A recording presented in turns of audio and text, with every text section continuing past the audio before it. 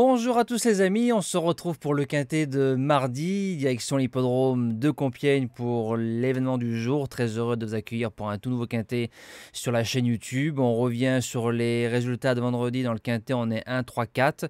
Quintet très ouvert qui a réservé un petit peu des surprises, c'était obligatoire. Course par course correcte dans l'ensemble. On fait un 3 sur 4 au niveau des objectifs, dont 3 gagnants. Le report qui passe et tous les chevaux simples qu'on a touchés ont tous gagné. Donc ça c'est bien de ce côté-là. Présentation du quintet qui va se disputer à 18 h en réunion 1 course 8 sur un terrain bon, souple 3,4 annoncé par France Gallo sur un 1400 mètres, 16 partants. Compiègne, 1400 mètres, il fait bon d'être dans le peloton de tête. Être plutôt attentiste, ça comporte quand même pas mal d'aléas. Donc base gagnante, malgré sa corde 14, le numéro 9, Monapia, que j'avais mis en base gagnante le 27 avril pour son premier quintet plus. On l'a monté off, il a pris un mur à mi-ligne droite, donc ça l'a coupé dans son élan. Il revient à corde à gauche, il fait entre 1300 et 1600 mètres, tout terrain. Cheval qu'on peut monter de l'avant, donc si on le démarre d'entrée de jeu, je pense qu'il peut s'imposer. L'opposition, le numéro 15, Schwendi. C'est le deuxième du fameux Quintet Plus le 9 mai où il y a eu 5 ou 6 non partants dans l'épreuve du côté de l'hippodrome des Princes de Condé à Chantilly. Le cheval a fait une belle ligne droite, il aura l'avantage au poids cette fois-ci par rapport à Greenwood qu'on retrouve dans cette épreuve. Peut finir encore dans les 3 et pourquoi pas gagner. Premier outsider, le numéro 14, Kaja. La jument était engagée le 1er juin dans un quintet à Paris-Longchamp. On l'a enlevé, on est venu ici, donc je considère que ça sent un peu la course visée. Fait tous les terrains, a couru 4 handicaps, 2e, 3e, 3e, 1er, donc 100% de réussite dans les 3, c'est très très bon. Pour un premier tiercé, je la place très haut.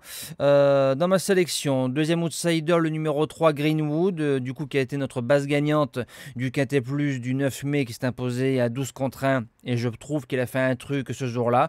Il y a 3 kilos de plus sur le dos. On met Christian Demuro. Je pense qu'il peut finir encore dans les 5 pour son deuxième quintet. On commence avec les chances. Le numéro 5, Apax. C'est un cheval qui va dans tous les terrains. 6 sur 6 en course, 4 sur 4 sur la piste, 2 sur 2 sur le parcours, 4e, 2e. Maintenant, le seul X, c'est que c'est un attentiste. En 6e position, le numéro 1, Empathique, a fait une belle ligne droite dans le quintet de référence le 27 avril à Paris-Longchamp avec une belle monte de Christophe Soumillon. Christophe Soumillon lui réitère sa confiance. Ça se garde largement en 8 chevaux.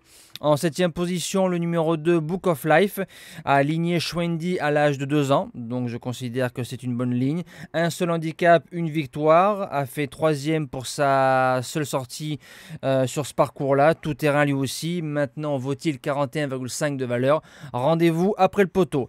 Et je termine avec le numéro 6, Durango, qui a été supplémenté. Donc Graffard qui supplémente, qui met Stéphane Pasquier, qui a dû avoir peut-être le choix des montes.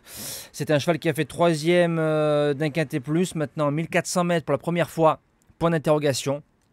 Mais si on supplémente, ce ne sera pas pour rien. Et en cas de non partant, le numéro 16, Murciano, c'est le 3e larron du quintet plus à Chantilly. Il a 7 sur 7 en course. Le lot est un peu mieux composé que par rapport à ce jour-là. Mais en cas de non partant, il rentrera dans ma sélection. Et c'est un cheval qu'on peut rajouter dans un champ réduit pour les joueurs de longue. Voilà, nous on se dit à demain pour un tout nouveau quintet. On retrouvera encore les galopeurs. Passez une belle semaine et bonjour à tous.